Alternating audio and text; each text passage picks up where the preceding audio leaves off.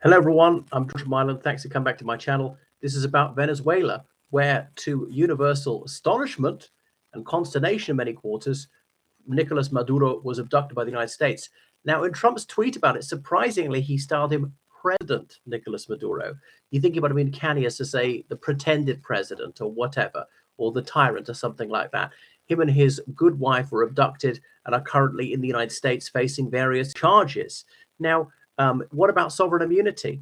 The thing is, the United States very loudly asserts its rights under international law, but then is blatantly trampling on the rights of everybody else. Was what the United States did lawful? Well, almost certainly not. You can see international scholars, well, scholars of international law, lining up to denounce this, say this is the most blatant breach of international law. And now, I'm not a lawyer of any kind, never have been, but I've dipped into international law a little bit, and it seems to me it's illegal.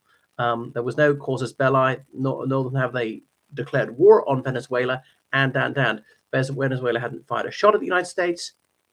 No Venezuelan soldier had put a toe cap over the US border. They've not claimed an inch of the United States territory, anything like that. They've not backed terrorists, and supposedly there were some Venezuelan drug dealers. Yeah, so what? They're American drug dealers trafficking drugs into Canada or China or anywhere else. So all these countries abduct Trump. It's preposterous. So the law is not a menu which you pick the items you want and then you can disregard the ones you don't. That's it.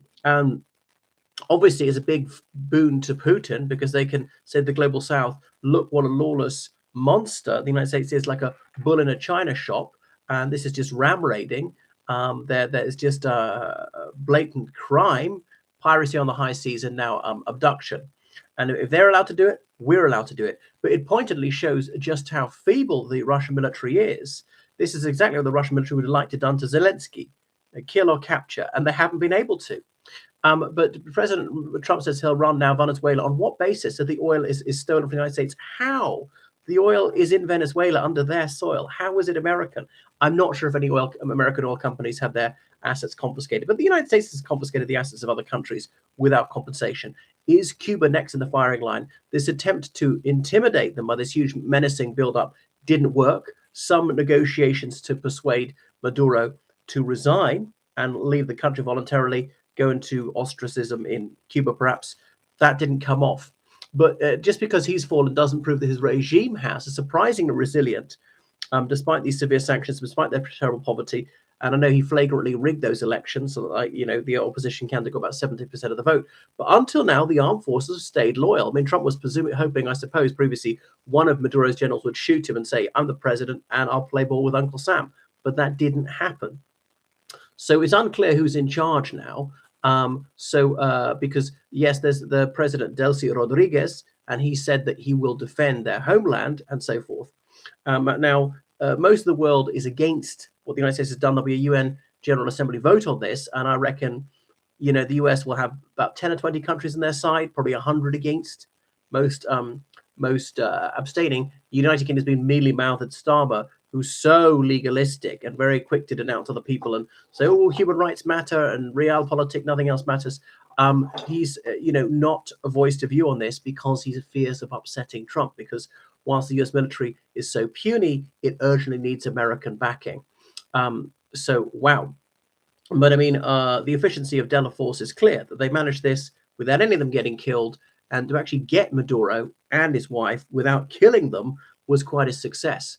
But, Delcy Rodriguez, he's now in the crosshairs. Is he going to be abducted or killed? The thing is, the Venezuelans now know this could happen, and they'll be very aware, moving them all the time. And obviously, they're on high alert. So it'll be a lot more difficult to do it a second time. I don't think they'll be caught napping again. Even if they do kill or capture, it might be at some cost to the United States. But even if you take out number 2, there's number 3. And after him, it'll be her, maybe a woman in their line of succession. I don't know, it's number 4, number 5. I don't know how long they can go on, but, maybe not all the time. So goodness. And one of the things that Americans were often accusing him of was not providing electricity to his people, and then they cut off electricity to all over Venezuela. So over 150 aircraft users in this. Apparently some American troops were wounded in this. I don't know how badly. So there he is in Brooklyn, New York, President Maduro. So no doubt he will go on trial soon. I think I can guess the verdict. But how is the United States going to control it? Their troops aren't there. Are they going to invade the whole country? That wouldn't be easy. That's going to cost them casualties. They think the Venezuelans might just lay down their arms. I wouldn't be so sure. It's a large country. It's a mountainous. It's a jungly country as well. So a protracted counterinsurgency could be very, very difficult. This is precisely the sort of situation that Trump promised to avoid, to extricate themselves from Afghanistan, making that deal with the Taliban, which Biden affected, and probably cost him his presidency, even though Trump approved of it. And Trump said, "Oh no, but I wouldn't have done it actually. Well, not like this." Well, you would have. What was your alternative? Fight on forever, which you just vowed not to do. So the United States launched a ground invasion. I solemnly prophesy they'll be drawn into a military and political quagmire, and that won't be popular. And that's precisely what MAGA didn't want to do.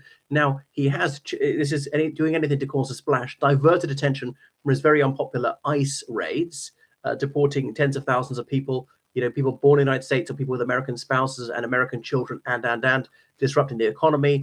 His trade wars, his tariffs, damaging the economy, lowering growth, increasing unemployment, expelling foreign students, which is really wrecking universities, because foreign students say, well, I'm not going to apply in the United States because if I kicked out for whatever reason, I've lost tens of thousands of dollars, maybe some years, and they won't get the degree in the end. No, I'll go elsewhere. So, there's obviously a brain drain. There are Americans who are refugees from Trump, wealthy and educated Americans saying, I want to find my place in the Cotswolds or the island of Jersey in between France and the UK and so forth. So anyway, so Trump, he's been blatant that the real motivation is oil. He simply wants Venezuela's oil. That's it. So he's like a bull in a china shop, smashing international law. He doesn't like these ones. He can do it. And the Russians are going to say, if he can do it, we're allowed to do it. Yeah. So they'll always use this tu quoque argument. Now, some will say Edmundo Gonzalez should be president. That really he won that party. He won that election in 2024. And the Nobel laureate, Miss Machado, she's saying, yeah, that's what should happen. And she's rather a Trumpy. I don't think Trump's going to be getting Nobel Peace Prize anymore. So Washington, D.C. says there won't be any more military intervention in Venezuela. But in that case, they might do. They say, we're not planning to, but we could do. And the U.S. oil company is going to go in and fix things. Well, will they? Could legal action be taken against them? Is it safe? There's violent crime is endemic there anyway. And are they going to go there whilst the Venezuelan regime is holding out? It just wouldn't be a safe investment. I'm not sure if any oil companies have told them to do this. Now, it's got the world's largest proven oil reserves. But if that really did come back online, that would really hit the Russian economy because it drives down the global price even more. So the U.S. Attorney General, Pam Bondi, said that Mr. and Mrs. Maduro, they've been indicted in the Southern District of New York. And the bill of indictment is conspiracy to commit narco-terrorism, possession of machine guns. Wait a second. A Venezuelan possesses machine guns in Venezuela. How is that against U.S. law? These are from the gun nut party, the Republicans. Conspiracy to import cocaine into the United States, possessing destructive devices. He's allowed to possess them in his own country. He's commander-in-chief of the military, for God's sake, and stuff like that. And so on. So just to prejudice the trial, they will soon face the full wrath of American justice and American courts. Well, America, right? But so you can see just how loaded the dice is against him. Well, American justice can't be very just insofar as they broke international law and they kidnapped someone from another country. Wow. So this is international kidnapping. Anyway, he's ruled the country since 2013, since his confrère Hugo Chavez died, I think it was, of cancer, and he's really run the economy into the ground. A former bus driver who grew up in a proletarian district of Venezuela, who's got some somewhat Spanish, Jewish ancestry, brought up in Christianity. So obviously, the president of Cuba, Miguel Diaz-Canel, is worried he might be next in the firing line. Yeah. And Gustavo Petro of Colombia is a little bit worried as well, even though he's not hostile to the United States.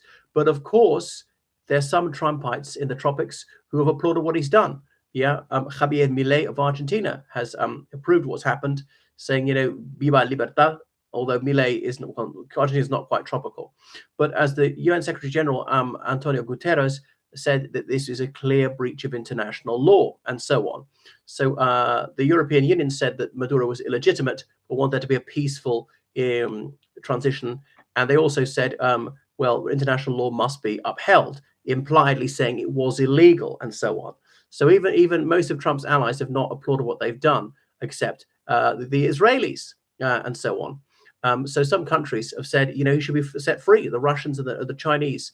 Putin, I'm sure, could pivot on this one if he thinks then he'll have Trump's ear.